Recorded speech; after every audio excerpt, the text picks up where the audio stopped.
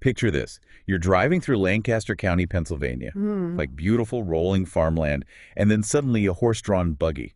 Almost like you've stepped back in time, right? It is. And you slow down to pass, and you see this Amish family inside. Parents, maybe a little younger than me, and a couple of kids in the back. It makes you wonder. It really does. What is their life really like? What do they believe in? Why would they choose this way of life? Well, today, get ready to deep dive into the fascinating world of the Amish. And I think you might be surprised to learn that there's a lot more to the Amish than just buggies and bonnets. Right. Their story goes way deeper. It spans centuries. You see a community that's incredibly resilient and deeply committed to their faith. And we are so lucky because to help us unpack all of this, we have some amazing insights from an interview with Dr. D. Joseph Donnermeyer, a leading expert on Amish communities. He's the best. He is, and he helped us gather a ton of great research and stories that we're going to weave into our conversation today. So get ready to go all the way back to the 16th century. I know. Back to the time of Martin Luther and the Protestant Reformation. And this is where we first encounter the Anabaptists. Now, the Anabaptists back then were considered pretty radical. Some would even say dangerous. They believed in adult baptism and the separation of church and state, arguing that faith should be a choice, not something you're just born into. Yeah, that's pretty revolutionary for the time. Very much so. So I bet that didn't make them super popular with the authorities. Not at all. In fact, Anabaptists faced intense persecution, sometimes even death. We're talking burnings at the stake, drownings, all because of their beliefs. Wow, it's hard to even imagine. But even with that going on, their movement spread and spread, particularly among the peasantry along the Rhine and the Danube rivers. So within this turbulent history, how did the Amish emerge? Well, in 1693, there was a pivotal moment when Jacob Aman, he led a division within the Anabaptists. Right. His followers, well, they became known as the Amish, and they really took this idea of separating from the world to a whole other level. They were determined to live this very simple, devout life centered on their faith and community. Ah, so that's how they got the name, Well, Amish. right. But we know their story is very closely tied to America, especially Pennsylvania. Mm. What brought them over here across the Atlantic? Well, it was kind of two things. Fleeing persecution, obviously, in Europe, but also just this pull of opportunity, a new life. Got it. William Penn, the Quaker who founded Pennsylvania, was known for being tolerant, welcoming to religious minorities. So Pennsylvania was like a safe haven. Exactly. Fertile land, religious freedom, and, a chance to build their communities without interference. And those large families, they're known for 6 or 7 children, Yeah, played a big role in their growth, too. it makes sense, yeah. Okay, so let's get into what really sets the Amish apart. Their beliefs. What are the fundamental things that shape their way of life? At their core, the Amish are striving to live by the teachings of Jesus, especially the Sermon on the Mount. They value things like humility, simplicity, community above everything else. But it's not just those broad values. There's a very specific set of guidelines that they follow. Okay. Have you ever heard of the Ordnung? I have. No? It's kind of mysterious, though. What is it? How does it impact their lives? The Ordnung is essentially a set of unwritten rules that kind of govern almost every aspect of their lives. From clothing to their horse-drawn buggies to their use of technology to how they interact with each other. It's how they maintain their separation from the world and preserve their values. So we're talking about things like, why they dress in plain clothing or their limited use of technology, even how they interact with each other. It seems incredibly detailed. Incredibly detailed. But here's the fascinating part. It's not static. No. It's constantly adapting, being reinterpreted, so that they stay true to their values, but it fits the changing times, too. Wow, that is fascinating. Yeah. In fact, some communities actually allow limited use of technology, like cell phones for business or email. That's not what most people picture Yeah. when they think of the Amish. It's like a constant balancing act, It is. trying to hold on to those traditions while navigating the modern world. It really is. And that leads to some very fascinating situations. But before we get to that, I want to touch on something that sets the Amish apart even further. Their rituals and traditions. One tradition that always gets me is how they choose their church leaders. How do they do that? They do it by lottery. By lottery. Really? It sounds so simple, It does. but it goes back to a passage in the Acts of the Apostles where the apostles used lots to choose a replacement for Judas. Oh, wow. It speaks to how committed they are to following early Christian practices and that belief in divine guidance. I never would have guessed that. Yeah. What other unique traditions do they have? Well, they have this wonderful tradition called circle letters. Imagine handwritten letters circulated among families sharing news reflections on life and faith. Like their own private social network. Exactly. Keeps them connected, strengthens their bonds. And speaking of connecting, their twice-yearly communion services are quite unique, involving foot washing as a symbol of humility and service. It sounds like all these rituals are really reinforcing their values and keeping them grounded. But, maintaining this kind of lifestyle today can't be easy. You mentioned they're constantly negotiating with the modern world, right? You're right. There are a lot of misconceptions about the Amish, and they face all sorts of challenges trying to preserve their way of life. Like what?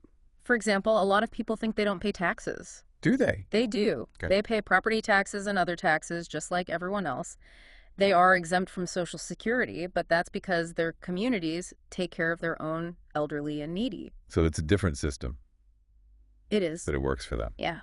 I'm also curious about their pacifist beliefs. How do they reconcile that with things like military service? That's a great question, and really a testament to their commitment to peace. The Amish have worked very closely with the government to find alternative forms of service that align with their pacifist beliefs. So instead of joining the military. Right. They might do things like forestry work, community service. It sounds like they're really good at maintaining their core beliefs while also finding ways to contribute to the larger society. Something that surprised me was learning that the Amish population is actually growing at a really fast rate. It's true. It's remarkable. They're doubling in size every 20 to 21 years. Wow, that's much faster than the general population. Way faster. What's driving that? Mainly high fertility rates. 6 to 7 children per family is common, and high baptism rates. Somewhere around 85 to 90% of youth choose to join the church. That's incredible. It's amazing how they're able to maintain such strong growth within their community. But if their population's doubling every 20 years, they must be running out of land, especially in places like Lancaster County. Land scarcity is a huge issue. As a result, Amish communities are expanding beyond those traditional areas like Pennsylvania and Ohio. Really? We're seeing them now in states like Indiana and even as far west as Montana. Montana. It's amazing. Wow, that shows their adaptability. But I imagine this geographical spread creates new challenges for them as well. For sure. Maintaining that cultural identity while spreading out across all these different landscapes is tough. They're navigating new social environments, different economic realities, and facing new pressures to adapt. It's really fascinating to see how a community rooted in tradition is finding ways to evolve and thrive in the 21st century. I'm really curious about the whole concept of personal choice within the Amish community. It seems like such a structured way of life, Yeah. guided by the Ordnung. But do individuals have any say in their own paths? It's a great question and one that sparks a lot of debate and misunderstanding. From the outside, the Amish lifestyle can seem restrictive, but remember, the Ordnung isn't seen as a burden to them. They see it as a framework for living a good life. Structure belonging, a shared identity. So even though there are these rules, individuals still have agency. Yes. And there's actually a period in their youth called Rumspringa, which starts around age 16. It's a time of exploration and decision-making. Rumspringa. That's when Amish youth get to experience the outside world. Right? Yes, exactly. During Rumspringa, they can interact with the English, explore different lifestyles, and decide for themselves if they want to commit to the Amish church and that way of life. So it's like their version of adolescence, but with a twist. Mm-hmm. It also sounds like a really crucial time for making some big life choices. Very pivotal. It's where they get to experience that world outside of the Ordnung, socialize with other young people, figure out what path they want. So it's not a given that all Amish youth will choose to stay. Not at all. While most do choose to be baptized and stay in the community, some do decide to leave. It's a very personal choice and one with big implications. It must be so difficult for both the young person and their family. It brings up all these questions about identity, belonging, and staying true to yourself. It's a complex and emotional process, but ultimately it's about respecting individual choices and finding a path that feels right for them. It's a great reminder that even in a community that values tradition and conformity, individual choice and personal journeys are still respected. But I imagine there's a lot of pressure to conform to those expectations as well. There is an emphasis on maintaining the community's standards, but it's important to remember that the Amish aren't a monolithic group. Right. There's diversity within their communities, just like any other culture. That's an important point. I think people often have this image of the Amish being totally uniform in their beliefs and practices. Right, but there are differences in how they interpret the Ordnung, different levels of strictness, and different ways of navigating the modern world. It sounds like we've just barely scratched the surface of this fascinating culture. But I'm curious about the impact they have on the outside world. They seem to value separation, yet their influence can be felt in many aspects of our culture. That's a great point. The Amish, despite being separate from mainstream society, have had a surprisingly big influence. Really? How so? Well, just think about the popularity of Amish furniture and crafts. Their focus on simplicity, quality, handcrafted goods has resonated with people looking for alternatives to mass-produced items. Right? It really speaks to their craftsmanship and the appeal of those values in a world obsessed with instant gratification and disposability. There's something about their craftsmanship that feels so authentic and timeless. It's like they're rejecting fast fashion and going back to things that last. Exactly. And it goes beyond material goods. Their commitment to sustainability and living in harmony with nature has inspired environmental movements and influenced sustainable living practices. It's like they're proofs you can live a fulfilling life without being overly reliant on technology and consumerism. Exactly. And their strong sense of community, where they take care of each other, offers a refreshing alternative to individualism. They remind us we're social creatures who need connection and that we can do amazing things when we work together. You said it perfectly. They challenge us to think about what matters and how we can build stronger communities. Speaking of challenging assumptions, what about their impact on faith and spirituality? I find their approach to religion really interesting. It resonates with a lot of people, even those who don't share those specific beliefs. In what way? It's simple but profound. It challenges us to think about what it means to live a life devoted to God. Right. They're not flashy or focused on converting others, but their commitment is undeniable. Yeah. They live their faith every single day. It's not about showing off or impressing others. It's about embodying those beliefs. Yeah, it's a very authentic approach to spirituality. It makes you think about your own relationship with faith and what it means to truly live by those beliefs. It does. Now, I think we've laid a good foundation for understanding the Amish way of life, but there's one area that sparks a lot of curiosity and debate: What's that? their relationship with technology. Yeah, their relationship with technology. It's often misunderstood.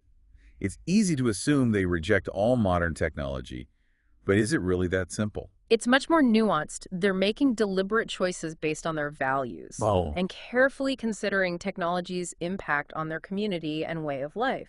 So it's not about technology itself, it's about the potential consequences. Exactly. They worry about technologies that could lead to individualism, break down those close-knit communities, or distract them from their faith. So things like television, the internet, personal computers, those are generally off limits. In most cases, yes. Hmm. They believe those things could expose them to influences that go against their beliefs. Right. But as we discussed earlier, there are exceptions. They might use phones for business or hire non-Amish drivers. Right. It's about finding that balance between engaging with the modern world but still protecting their values. It sounds like a constant negotiation. It is. How do they decide what's acceptable? Is there like a set of rules? It's not black and white. It's a communal decision-making process. They have discussions, consult their leaders, and weigh the pros and cons of each new technology. So it's not about rejecting everything modern, but being thoughtful and guided by their faith and community needs. Exactly. And what I find so interesting is that they're willing to have these difficult conversations, weigh different perspectives, and come to decisions that they believe are best for the community. Yeah. There's a collective wisdom there that I think we can all learn from. One thing I've always wondered is, how do they keep up with technological advancements? They're not living in complete isolation. Right. They must be aware of all the new gadgets and stuff that's coming out all the time. They are, and they're surprisingly well informed about the latest technologies, even the ones they choose not to use. But how? How do they stay updated without actually engaging with that technology? It's through interactions with the outside world, reading conversations with non-Amish people. They're curious. They're constantly learning, trying to understand how technology might impact their way of life, even if they choose not to adopt it themselves. So they're doing their own technology assessment, but from a completely different point of view. Exactly. And that unique perspective is valuable.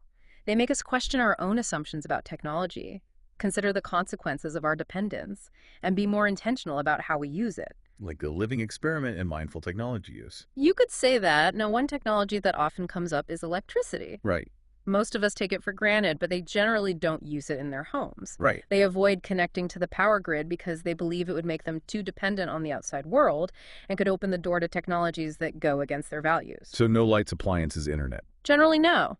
They rely on things like kerosene lamps for lighting propane, for cooking windmills, or hydraulic power for running certain machinery. That's so different. Yeah. But I've heard that some Amish communities are starting to use solar power.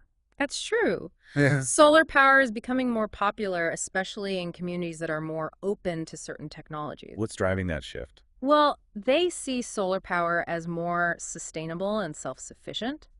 It lets them generate their own power without relying on the grid, which they see as dependence on the outside world. It sounds like they're finding a way to embrace technology, but on their own terms. You got it.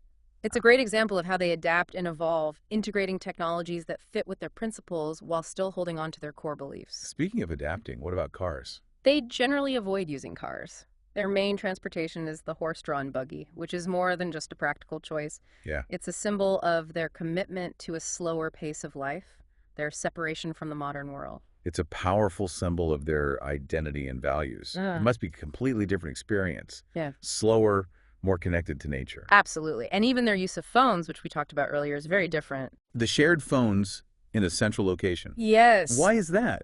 They see the phone as a tool for communication, mainly for emergencies or important business. Okay. It's not for casual chatting or scrolling social media. So they're trying to avoid the distractions and potential negative impacts. Exactly. A very intentional approach to communication. Now, I'm curious to hear your thoughts on their approach to healthcare, especially in a world where medical technology is advancing so rapidly. That's got to be a tough one. Yeah. I know they tend to rely on traditional remedies and natural healing, but are they completely opposed to modern medical care? It's complex, but their approach is more nuanced than people realize. While they prefer traditional methods, they're not against seeking modern medical care if they need it. So it's not about rejecting science or modern medicine. Not at all. Yeah. They recognize its value, but they also believe in spiritual healing, prayer, and community support. It sounds like they're trying to find a balance between traditional wisdom and modern knowledge. It makes you wonder if there are things we can learn from that. I think there are definitely valuable lessons to be learned from their holistic approach. And that brings us to a really important point about the Amish way of life. We've talked a lot about the challenges they face, but what about the benefits? What are the advantages of choosing a life that's less technologically driven? That's a great question.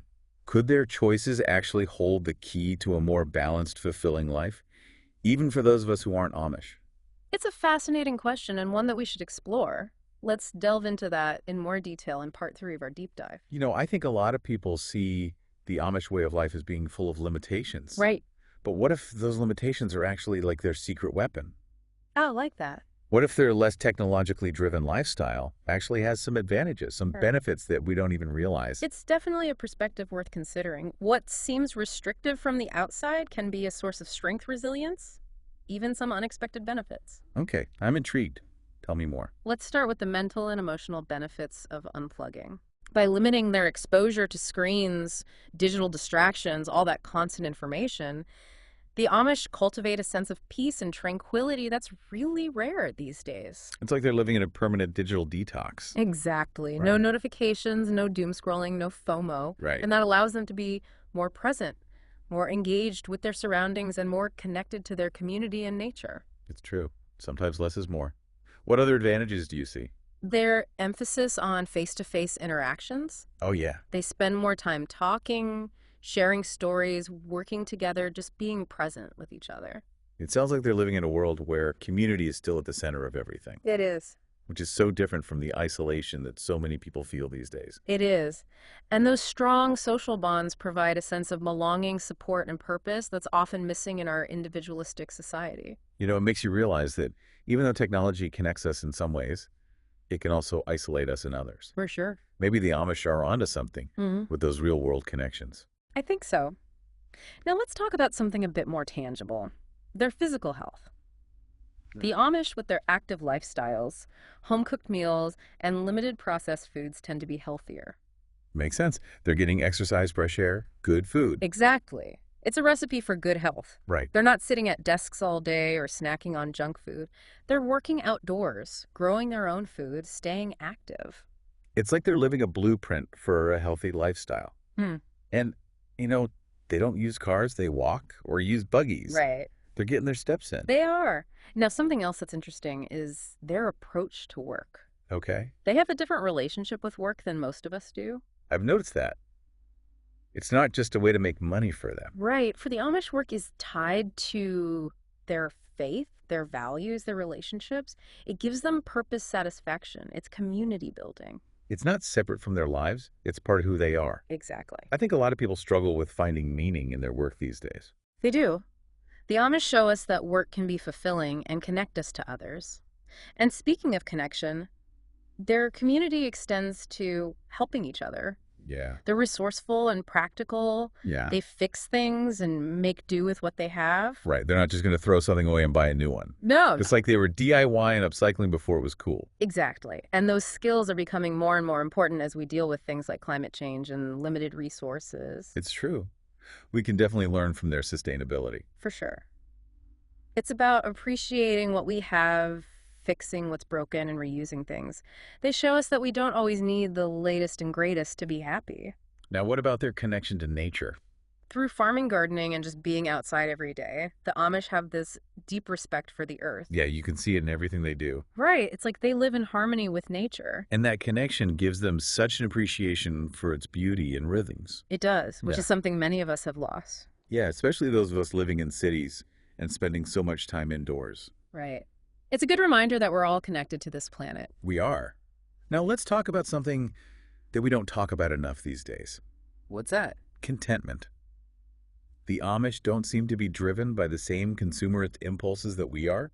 That's true. They're not chasing the latest trends or material things. They find satisfaction in the simple things. Right. They focus on simplicity, gratitude, and finding joy in everyday moments.